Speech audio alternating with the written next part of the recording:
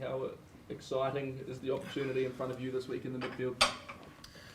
Yeah, it is exciting. Another fresh challenge, but it's a challenge I've been waiting for a wee while now, so yeah, I can't wait. Played there a bit last week, obviously, but for the Canes, do you feel like it's a position you're growing into and getting more used to it at this level? I know you played there a lot for Canterbury and Lincoln, but sort of at this higher level? Yeah, I'm comfortable with playing 12, and it just presents another challenge at this level. Got a bit of a taste last week. Yeah, but it's another test, Eden Park, against an Aussie side that's hurting, so yeah, I'm expecting a bit of traffic. Rieko, how's it been gelling between you guys at training this week? Is it gone pretty well? Ian seemed to be pretty happy with it in Melbourne, but on the training paddock this week, how's it gone with you two? Yeah, no, it's been pretty good. I think two misfits lining up in the midfield. So yeah, look, as you said, it's been a long time for both of us to sort of arrive in this midfield, and yeah, the training week's gone pretty good. He's a good talker, so makes my job a whole lot easier. So. What do you mean by two misfits? Oh, there's we were initially in this team as midfield cover, and to be lining up on Saturday, it's going to be awesome. Rieko, what do you like about? You're not the sort of prototype midfield shape either of you, really, or are you? You were talking about like 5 years ago, eh? Yeah, I was talking more 5 years. Yeah, not so much now, I guess. Yeah, and I guess we're probably not the prototype, but yeah, who knows. Rieko, what do you like about Jordie as a 12? What does he bring that's kind of a bit fresh and different? Yeah, I think he's Jordie's a strong carrier, and he's got a good pass kick skill set, which is good. It provides another threat to our back line, and I think just his skills from the back, coming from fullback, you need that vision. So, with Deha and Quinn gone down, he slots in perfectly to suit our back line. Where did you play mainly as a kid in school and then under 20s? Was it midfield or? Yeah, I was a 10 until I was 15 years old, and then slowly shuffled out to 12. And once I got into that professional level, I was too skinny, so I had to go out the back. But yeah, hopefully now that I've got a bit more size on, and yeah, I'm enjoying playing 12 again. As a kid, starting a test in 10, 11, 12, 14 and 15, it's not bad, is it? You'd be happy with that. Coach next week. There's only 9 and 13 to go. Yeah, I certainly won't be going near those two jerseys. Rieko, it's slightly different, obviously going from the wing to centre as you have, then to fullback to second five. But when you think about the challenges of moving from the outside backs to the midfield, what have been the biggest ones for you? I think probably the one that the challenge I found was the defence side of things, and it took sort of a couple games to adjust to. But other than that, it's for 13 coming from the wing.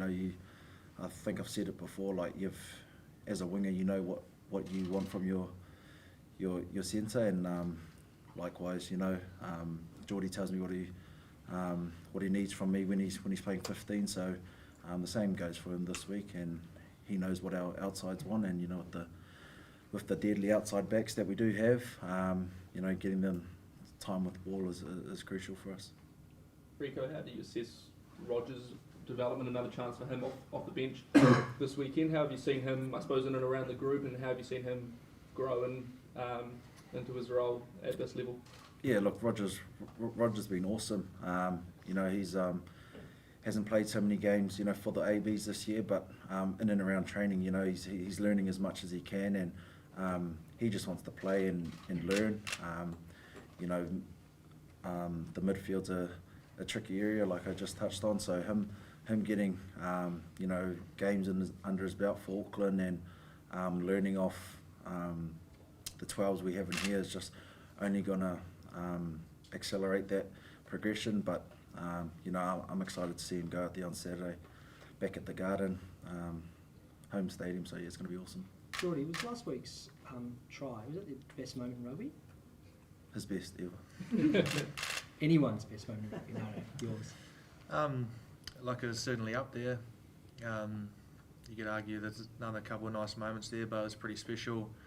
Bledisloe test in Australia that in some ways we won out of nowhere, but it was a pretty cool moment for this team, and the Bledisloe we cherish, and to lock it up for another year was cool. There have been a couple of players talk about the physicality the Wallabies bring. When you say that, do you mean that they're just a tough opponent, or do you mean that they step pretty close to the line in terms of legality?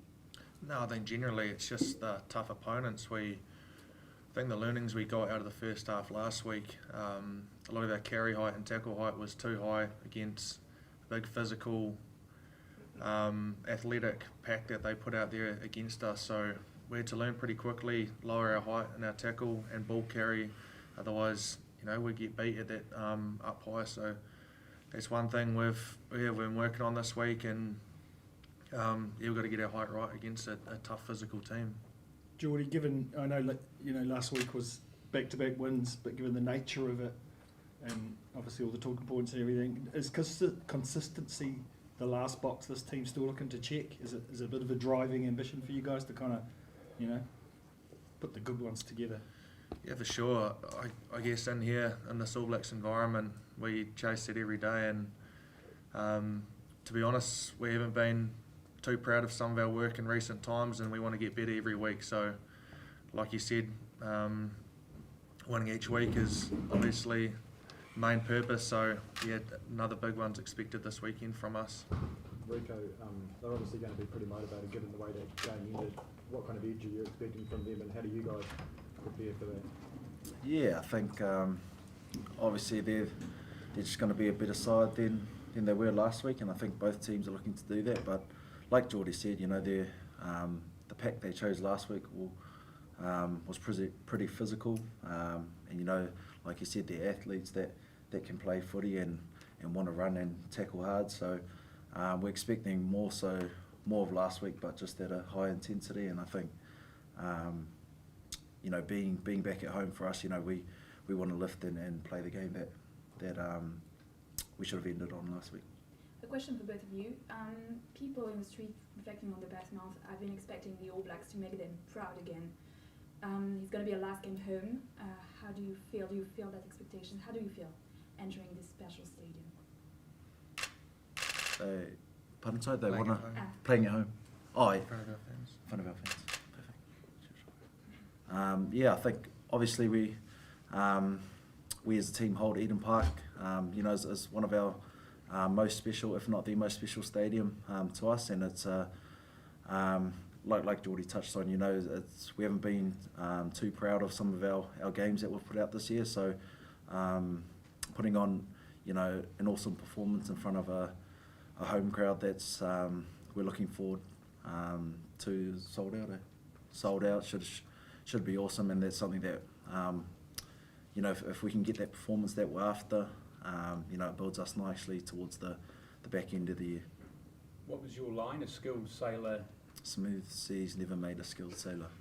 Another one for today? Any more? I was actually looking at some quotes, but they didn't really fit with what I was going to say today, so no. Nothing to Work on that.